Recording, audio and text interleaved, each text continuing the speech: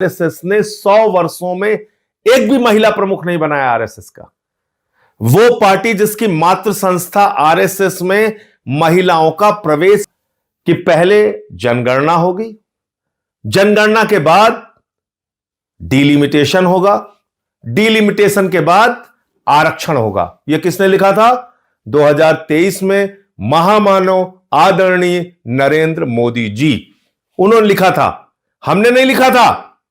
गोदी मीडिया के लोगों हमने नहीं लिखी है बीजेपी। कभी आपने सोचा बीजेपी इतना घिनौना खेल खेलती है कि अभी एक स्टिंग ऑपरेशन हुआ है हुमायूं कबीर का, जो बाबरी मस्जिद बना रहा है, जिसने अपनी पार्टी बना के वहां पे चुनाव लड़ने का काम किया। उस हुमायूं कबीर ने कहा कि हमको बीजेपी ने 1000 करोड़ रुपए चुनाव लड़ने के लिए दिए हैं, 1000 करोड़ रुपए। और हुमायूं कबीर बाबरी मस्जिद बनवा रहा है वहां पे। इसका मतलब बीजेपी के पैसे से बाबरी मस्जिद बन रहा है वहां पे। इतना ही नहीं, हुमायूं कबीर को केंद्र सरकार ने जेड कैटेगरी की सुरक्षा दी है। नमस्कार, जय हिंद साथियों। कल से देश भर में एक भ्रामक खबर फैलाई जा रही है। कहा जा रहा है विपक्ष ने महिला आरक्षण बिल गिरा दिया। सारा गोदी मीडिया चिल्ला चिल्ला के, चीख चीख के वही बात कह रहा है जो मोदी जी कहते हैं, जो भारतीय जनता पार्टी के लोग कहते हैं। मैं तो कह रहा हूं इन चैनलों को अपना नाम बदल के बीजेपी के नाम से रख देना चाहिए। बीजेपी का मीडिया प्रकोष्ठ बन के लोग काम कर रहे हैं। एक झूठी और भ्रामक खबर कि महिला आरक्षण बिल विपक्ष ने गिरा दिया, यह चलाया जा रहा है। और कल से मैं देख रहा हूं पूरी की पूरी भारतीय जनता पार्टी महिला हितैषी बन गई है।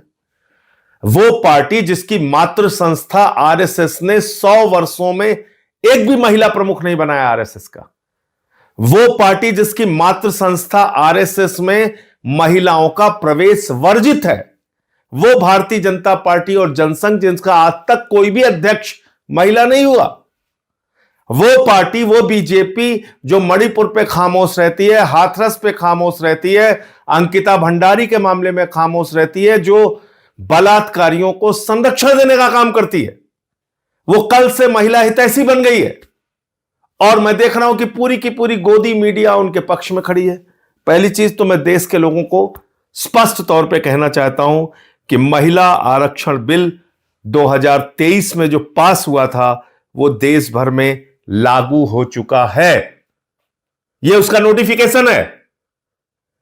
16 अप्रैल 2026 को, 3 साल के बाद, याद रखिएगा 3 साल के बाद इस बिल को नोटिफाई किया मोदी जी ने। 16 अप्रैल 2026 को, आज 18 है, कल 17 थी, उसके पहले 16। ये देखिए आप। तो ये कौन सा बिल नोटिफाई हुआ है? 2023 में, जिसको सारे विपक्ष ने, पक्ष ने, सब ने मिलके पास किया था, महिला आरक्षण बिल, वो पास हुआ है और वो नोटिफाई हो चुका है। अब जो कल बिल गिरा वो क्या था? वो था देश के टुकड़े टुकड़े करने का बिल, जो भारतीय जनता पार्टी टुकड़े टुकड़े गैंग बन के देश भर में लागू करना चाह रही थी। उत्तर और दक्षिण का झगड़ा कराना चाह रही थी। बंगाल की सीटें कम, उड़ीसा की सीटें कम, तमाम राज्यों के बीच में असंतोष पैदा करना चाह रही थी। तो आपसे मैं पूछना चाहता हूं, क्या आप देश में असंतोष चाहते हैं? क्या लड़ाई झगड़ा चाहते हैं?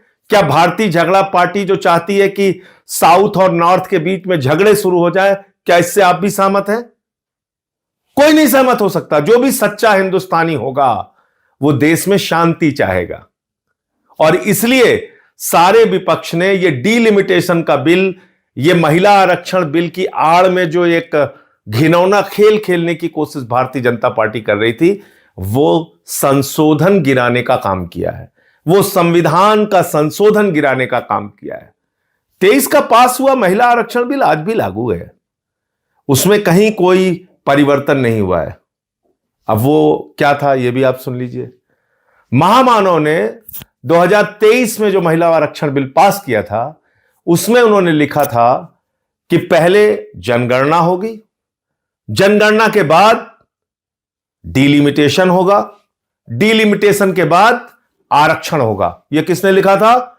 2023 में महामानव आदरणीय नरेंद्र मोदी जी। उन्होंने लिखा था, हमने नहीं लिखा था। गोदी मीडिया के लोगों, हमने नहीं लिखा था। यह आपके महामानव आदरणीय नरेंद्र मोदी जी ने लिखा था 2023 के बिल में। और तब हमने कहा कि भाई 543 में 33% आरक्षण दे के मामला खत्म करो ना। क्यों इतना लेट कर रहे हो कि पहले जनगणना होगी, फिर डिलिमिटेशन होगा, फिर आरक्षण होगा, और ये 29 के बाद यानी कि 34 में लागू होता मोदी जी के हिसाब से, जो 23 के बिल में है। अब वो 3 साल के बाद कह रहे हैं नहीं साहब हम बड़े हितैषी हो गए हैं, हम तो बस इसको पास करना चाहते हैं। यह कितनी झूठी और बेबुनियाद बात है कि 3 साल तक वो 2023 का बिल इन्होंने नोटिफाई नहीं किया था, जिसके ऊपर संशोधन लेके आए। 16 अप्रैल 2026 को आनन फानन में उसको नोटिफाई किया इन्होंने। और अखबारों की हेडिंग आप देखिए। चलिए, गोदी मीडिया वाले गलती करते हैं, बात समझ में आती है, मैं आपको दिखाता हूं। ये अखबारों की हेडिंग पढ़ के तो मुझे इन लोगों के दिल दिमाग पे तरस आ रहा है कि क्या ये सोचते हैं, क्या कैसे काम करते हैं। महिला आरक्षण बिल लोकसभा में गिरा, हिंदुस्तान अखबार की प्रमुख हेडलाइन है। अब आप देखिए, महिला आरक्षण पर विपक्ष का अड़ंगा, दैनिक जागरण अखबार की हेडलाइन है। ये आप पढ़े लिखे संपादक होके अखबारों के, आप इस तरह की खबरें, भ्रामक और झूठी खबरें फैला रहे हैं। महिला आरक्षण बिल तो लागू हो चुका है देश भर में। आगे बढ़ते हैं। अब बात आती है डीलिमिटेशन के नाम पे ये क्या करना चाह रहे थे। ये इस बिल को आनन फानन में क्यों लेके आए? क्योंकि इनको बंगाल और तमिलनाडु का चुनाव दिख रहा था। इनको लगा हम देश भर में ये प्रचारित करेंगे कि देखिए देखिए साहब, महिलाओं के आरक्षण के खिलाफ है पूरा का पूरा विपक्ष और हमको चुनावी फायदा हो जाएगा। लेकिन मामला उल्टा हो गया। मामला यह हो गया कि आप 2011 की जनगणना के मुताबिक डिलिमिटेशन करने की बात कर रहे थे, जिसमें बंगाल की सीटें कम हो रही हैं, तमिलनाडु की सीटें कम हो रही हैं। तो उन लोगों ने अपने अपने राज्यों में इसको बड़ा मुद्दा बना दिया। तो लेने के देने पड़ गए, लेने के देने पड़ गए मोदी जी को। जिसने भी उनको मूर्खतापूर्ण सलाह दी वो लेने के देने पड़ गए। अब तमिलनाडु में मुद्दा बन गया कि उनका प्रतिनिधित्व आप कम कर रहे थे, बंगाल में मुद्दा बन गया कि उनका प्रतिनिधित्व आप कम कर रहे थे। तो इसका भारी नुकसान बंगाल और तमिलनाडु के चुनाव में आपको उठाना पड़ेगा। दूसरी बात, कितना घिनौना खेल खेलती है बीजेपी। कभी आपने सोचा बीजेपी इतना घिनौना खेल खेलती है कि अभी एक स्टिंग ऑपरेशन हुआ है हुमायूं कबीर का, जो बाबरी मस्जिद बना रहा है, जिसने अपनी पार्टी बना के वहां पे चुनाव लड़ने का काम किया। उस हुमायूं कबीर ने कहा कि हमको बीजेपी ने 1000 करोड़ रुपए चुनाव लड़ने के लिए दिए हैं, 1000 करोड़ रुपए। और हुमायूं कबीर बाबरी मस्जिद बनवा रहा है वहां पे। इसका मतलब बीजेपी के पैसे से बाबरी मस्जिद बन रहा है वहां पे। इतना ही नहीं, हुमायूं कबीर को केंद्र सरकार ने जेड कैटेगरी की सुरक्षा दी है।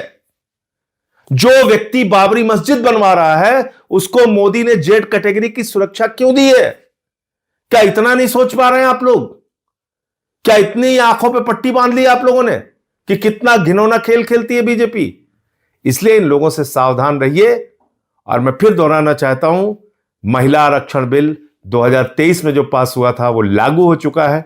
डीलिमिटेशन बिल के जरिए जो देश के टुकड़े टुकड़े करने की, आपस में लड़ाने की, उत्तर दक्षिण का झगड़ा कराने की जो कोशिश थी, वो कोशिश विपक्ष ने मिलकर नाकाम किया है। जय हिंद।